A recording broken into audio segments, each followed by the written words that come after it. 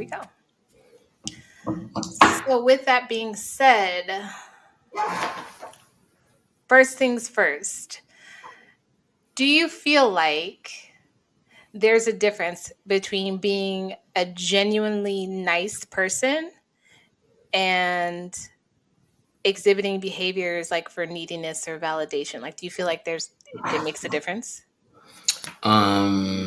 It does make a difference, but then also at the same point in time, it is difficult to say because we are the product of our environment. So then we become what we set ourselves out to be. If it's out of neediness, That's right. we That's were right. made to be needy, so therefore that becomes a product of who we are. So Right. how do we surmise a person's genuineness of being nice? If we can, like, you can tell when somebody's being nice for fakeness. I believe everybody can tell.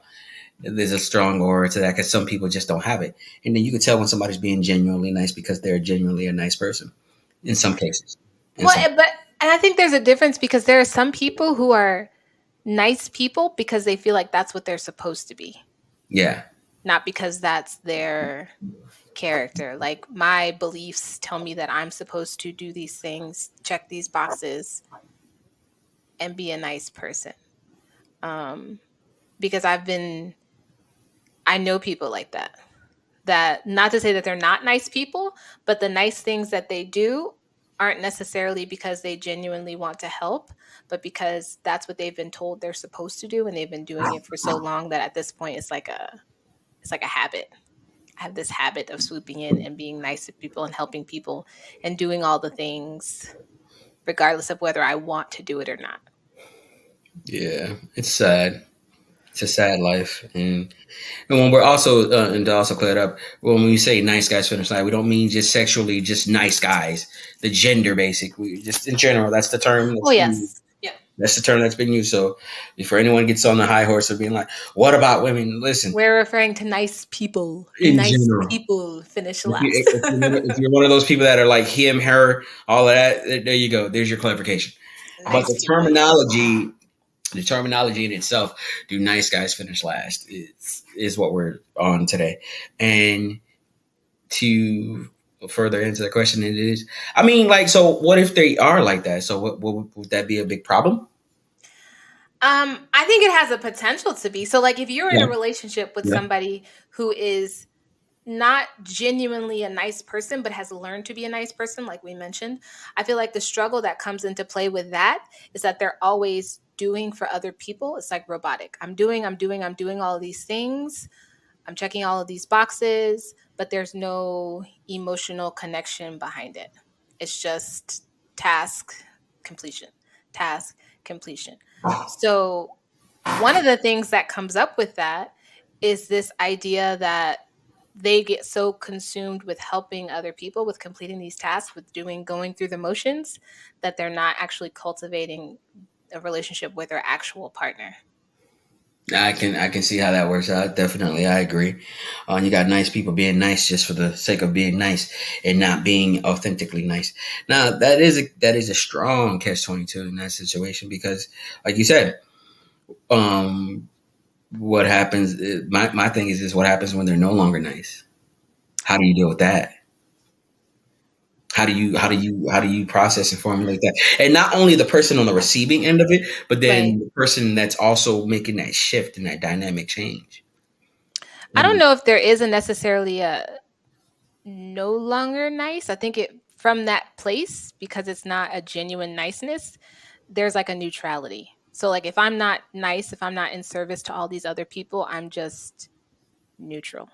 I'm just existing. If that makes sense. No, it makes sense. It makes sense. It makes sense. Because I'm not doing this because this is something intrinsically that I want to do. I'm just a task-oriented person, and this isn't just another task. Sucks to be them, but I get it. It really sucks to be them though for that. If that's what you're doing just to do it, it sucks. It's a hard life to have. It's a hard life to live. Yeah, but you get rewarded with that validation. People are saying, "Oh, you're so dependable," and "Oh, I know this person is always going to get it done," and they're that person in the office that people always give their tasks to because they know that that person is reliable and dependable and efficient and all the things. So Yeah, they're the nice guy, so they're not going to say no. They're just going to do it. I hate that. I hate being that guy. I can't stand it. I mean, it's cool, it's okay, but then it's like then you come to realize everybody takes advantage of it. They do. But Everybody then takes- in relationships, it goes back to okay, so if you're the nice person at work and you're spending all of this time and energy at work, what do you have to give to your relationship when you're outside of work?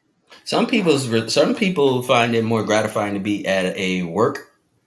Work is their relationship. Work is their priority. Work is their sense of meaning and purpose.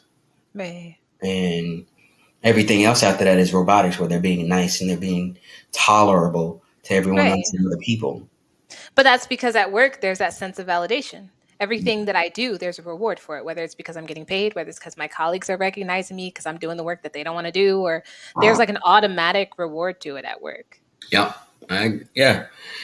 I mean, yeah. So in a relationship, that's kind of hard though too, because it's like that shift in that shift in dynamic is really it's really interesting to be a part of. I mean, I've never been in that. Well, I can't. I don't know if I've ever been in that situation before, where a person is just being nice just to be nice, or I'm being nice just to be nice. I look at it as being kind to others as the Bible. One thing I took from it, and I hold steady. One, I'm not going front. I'm not going front. There's a couple. I'm not going to say one thing, but that's the primary catalyst for One me. of the things. Uh huh. One of the greatest things: do unto others as you would want them to do unto you. Right. And then from that statement in itself, we have this overwhelmingly new transitional statement of match my energy. But Okay. that could be a positive or a negative because if you got some trash energy, I don't want to give trash energy back. That part. That I part. believe in leaving things better than the way you found them. Yeah, So, no, real talk, real talk. And so, it comes into that. And then I was watching an anime last night, and it was like you helping people gives them the ability to one day help you in their future. mm. And But is that why you're helping them so that you could hope that they help you in the future? it's not even about the hoping. It's not even about the hoping of it. That's just how Mm. that's just in a sense of how the universe works, though. It's like you do Reciprocity. in a sense a giant global dynamic of reciprocity.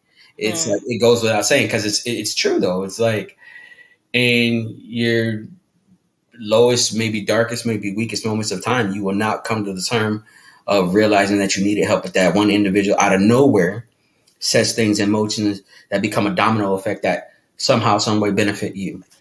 Right. So, and without them even knowing, and then you got those people that directly know, and then that come in to be they come in and help out at the right time that you needed it. You know what I mean? Whether you asked for it or not, you Right. needed it. So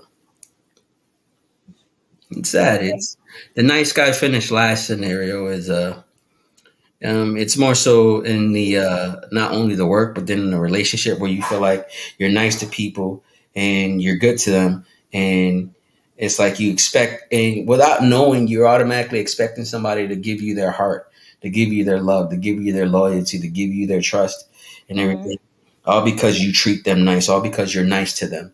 And society tells us if you're good to people, you get good things that come to you. But then what happens when you're good to people and you don't get any of that coming to you? Then what do you do?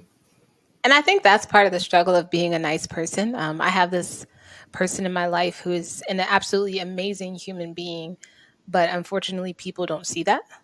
And so this person is constantly pouring out into other people, whether it's in giving guidance or giving resources or whatever.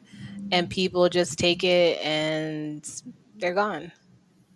And that's it. And it's such a painful thing to watch this person go through because I know that it hurts them. And I know that they have this sense of feeling so alone in the world because they're like, I'm pouring out into all these people, I'm doing all these nice things for other people. Why can't they reciprocate it? But then I think part of that goes back to our expectations. Everybody's not where we are. Everybody can't give back at the level that we would expect them to. Um, unfortunately. And I think that's part of the struggle with being a nice person in general in relationships, because you get into, and we've talked about this before, you get into these relationship dynamics with people that are in a place of hurt or in a place of need. And you're pouring into them and you're loving on them. And a lot of times there's, two things happen. Either that person is uncomfortable because they've never felt this sense of love. They've never felt someone pour into them to this extent. And so they run away. Or they love it, they embrace it, you pour into them, they grow, and then they leave. And of course, there's the third potential. You pour into them and they reciprocate it. But I feel like a lot of times, because of keyword trauma, all the trauma that we have in our society, a lot of times that reciprocative part, is that a word? Is not Oh. the case. And Yeah. and that's a hard part to come across, man, because it's like I know for a fact I've come across a lot of nice women, and I've been a nice guy to a lot of women at the same point in time, Mm-hmm. and the wheels on the bus go round and round, and it's like, yeah, you nice, but I'm not feeling you that way. But yeah, you should pick me because I'm a nice guy, because I'm a nice Yeah, but person. for whatever reason, so many people want to put, and it's specifically nice males. I feel like being a nice female is like an expectation. Like people expect females to be nice, but when males are nice, what'd you say? Because it's been said for you guys to be nurturing and caring, so it's in your Right. nature. But then when it comes to males being nice, it's like, oh, this is nice, but this isn't what I'm looking for, so I'm going to put you in the friend zone. You're too nice for me to do anything else with. I just want you to stay in my friend zone. I just want to keep you in my pocket. It's such an interesting phenomenon. I wish somebody would come on and talk about this. Like, I really someone do come on and too. talk to us. I really do too, because that's a good thing though. Because I feel like a lot of people do that. A lot of people, I've been in a situation where it's like that, and it happens a lot. Where a lot of people feel that way, and they come off that way, and they do that, and you put a person in a situation where you think they're a nice guy, and you just treat them like that. Mm-hmm. So And, and it's interesting to. No, I've been in that situation though too, where it's like I'm nice, but then I'm my friend zone nice. Even so much to the point, I see you like a brother. I done been in your guts. You see me like a brother now. That's some bull. Yo, my man. okay, Yo. but that's a little different. If you've done the do, I don't feel like you have the right to be able to say like I see you as a brother. Because I have a brother and we don't do that. We don't do that. We don't do that. So like you can't dip your toe in the water and be like, no, never mind. I changed my mind. You're my brother. No, something's happening here. We need to dig deeper into this. If you're somebody who has done that, please leave us some comments so we could talk about you. I mean, Yeah. talk to you so we could talk to you. Because seriously, I really would like to know like the thought process behind it, because I feel like there was something else, like something happened that made them be like, nope, can't do this. I changed my mind. And instead of them being able to say like, it's me, I had a change of heart. Yeah. Hey, Then Jordan. yeah.